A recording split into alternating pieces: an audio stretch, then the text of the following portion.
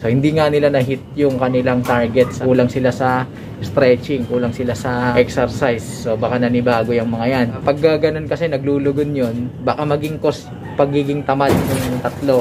Baka gayahin. So ayun, lumipad pa. Teka lang mga kalapatids, lumipad pa sila. Nabitin. Nako.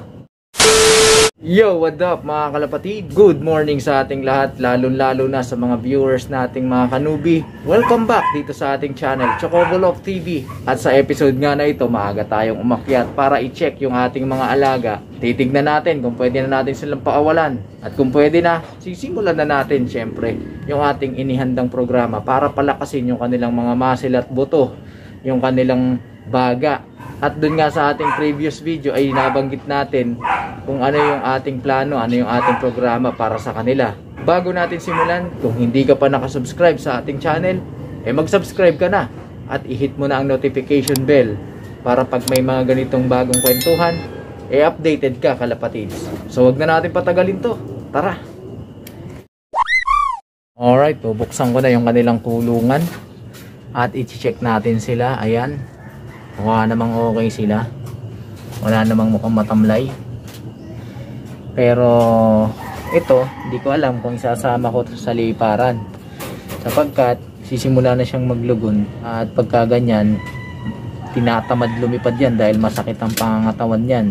Kung palalabasin ko man ito mamaya, pagka nakaikot na yung mga kasama niya, para hindi sila tamarin. Bago natin sila pakawalan, bibigyan natin sila ng kaunting patoka lang. Kaunti lang naman, kalahating scoop para sa kanilang apat. Sa ganon ay meron silang lakas sa ipagagawa natin sa kanila. Mahirap naman mag-exercise mga kalapatid sa kanyubi kapag walang laman yung tiyan mo, siyempre, di ba? Yung ating ibibigay sa kanila, kalahating takal lang para sa kanilang apat na yan. Lalagay na natin dito. Para naman siyempre may magamit silang lakas. O ba naman, mag-exercise ka at gutom ka, siyempre manghihina ka. Sige, banat. Ayan. So pag naubos nila yan, papahingayin lang natin ng konti, and then paliparin na natin sila. A few moments later. Pansamantala muna nga nating hiniwala yung isa at binuksan na natin yung kulungan nila. Tawagin na natin sila para lumabas. Yun na yung ating stick na nakaabang. So palalabasin na natin yung mga yan. Yun, nakalabas na. So magagayahan na yan. Yun, lumipad na agad nga ang ating mga alaga. Time check tayo, 7:04. Yan mga kalapatids, umakyat na nga ako dito sa taas. At nawala yung ating mga alaga. Hindi ko alam kung saan nagpunta. Sa bibat na yata. Sabik na sabik kasi lumipad yun mga kalapatids.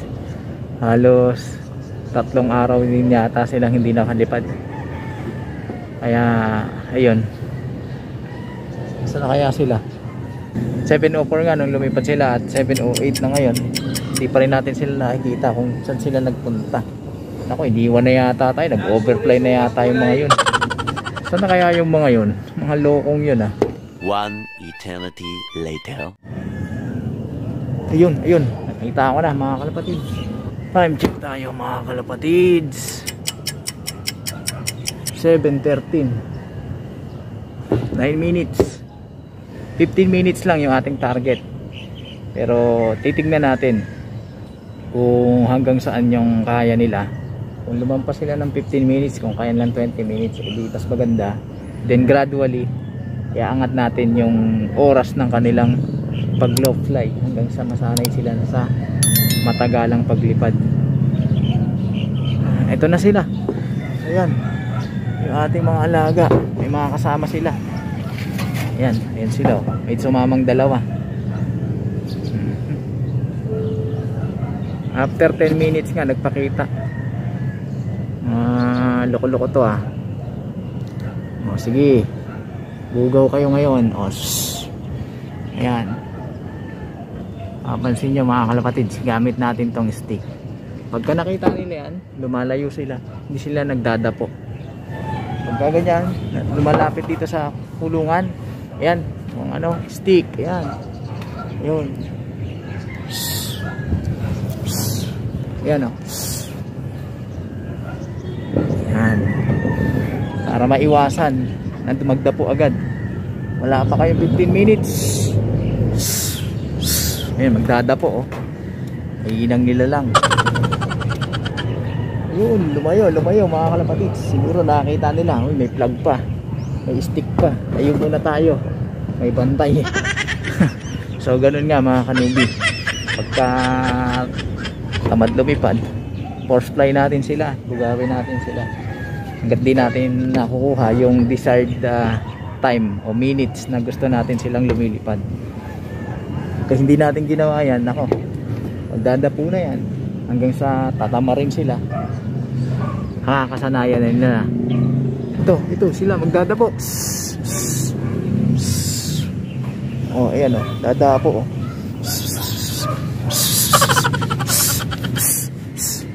Ayun, di nakapagdapo, di ba? So ganun mga kalapatids. Dadapo na yun eh. Teka lang, anong oras na ba? 16. So 12 minutes. Sige.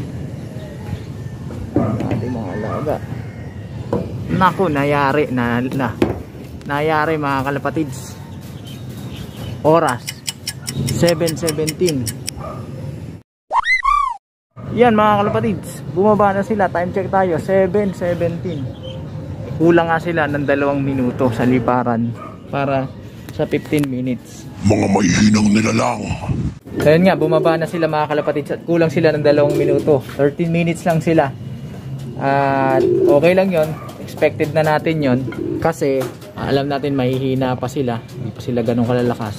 Pero uulit-ulitin natin yan. Kaya sila bumababa na dito sa ating landing board at gusto nang pumasok. Palabasin din natin yung isa para ma-refresh naman siya. Ayan, ito yung naglulugon. Sige, banat. Yun mga kanubi, konting recap tayo. 7:04 nung nagsimula silang rumonda kanina, nung pinakawala natin sila. And then nagdapo sila ng 7:17. So kung di ako nagkakamali, 2 minutes yung kanilang kakulangan sa liparang target natin. So hindi nga nila na-hit yung kanilang target sa araw na ito, sa umagang ito. Pero okay lang yun kasi nga, yun nga mga kalapatids, kung tatandaan nyo, 2 araw silang nakatambay dito sa kulungan. Medyo kulang sila sa stretching, kulang sila sa exercise. So baka nanibago yung mga yan. Pero tutuloy-tuloy natin yan at patuloy nating iaangat yung kanilang oras ng liparan. At ganun din, pinakawalan na natin, pagkababa nila, pinakawalan na natin yung isa na naglulugod kasi nga para makapag-stretching din siya sa taas. At kapag ganun kasi naglulugon yun, baka maging cause siya na pagiging tamad ng 3, baka gayahin. So ayun, lumipad pa. Teka lang mga kalapatids, lumipad pa sila, nabitin. Nako. So ito mga kalapatids, 7:25 umakyat uli ako sapagkat lumipad na naman yung ating mga alaga. Rumonda na naman, nag second wave yung pagronda nila. Siguro gustong lumipad nung isa. Akala ko kasi hindi siya lilipad dahil nga naglulugon, pero lumipad. Saan sila? Ako, sumama na naman yata dito sa maraming ibon na ito. Pero hihiwalay yun mga kalapatids.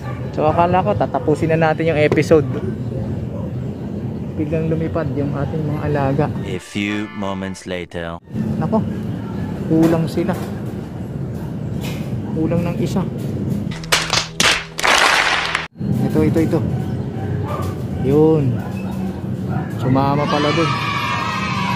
Ayan sila mga kalapatids. Bumaba na sila. At pagka ganyan, gaya ng ating lesson nung mga nakaraang episodes, hindi na natin sila hayaan pang magtatatambay dyan. Wala nang rason para magtambay sila dyan. Doon sila sa kulungan. Ayan, alam na nila. Yung isa bumalik na. Ayan. Nagbabalikan na sila.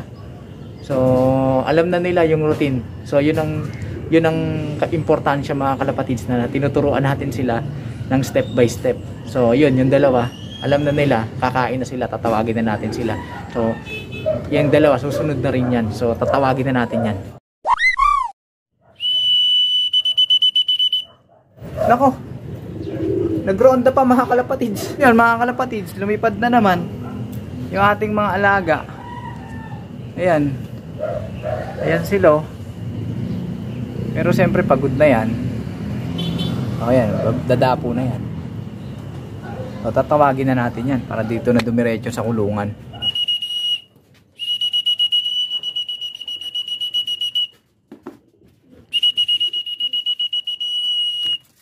Ito, pumasok na yung dalawa. Very good. Yung dalawang binartolina natin yung nakaraan. Ayan, very good na sila. So pagka ganyan, kakain na sila.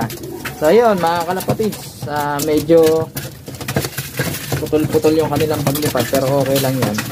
Kaya lang nakita nyo mga kanubi, yung training natin, pagkatapos nila lumipad, pumasok agad sila dito sa ating kulungan. So magandang senyalis yan na natuto sila.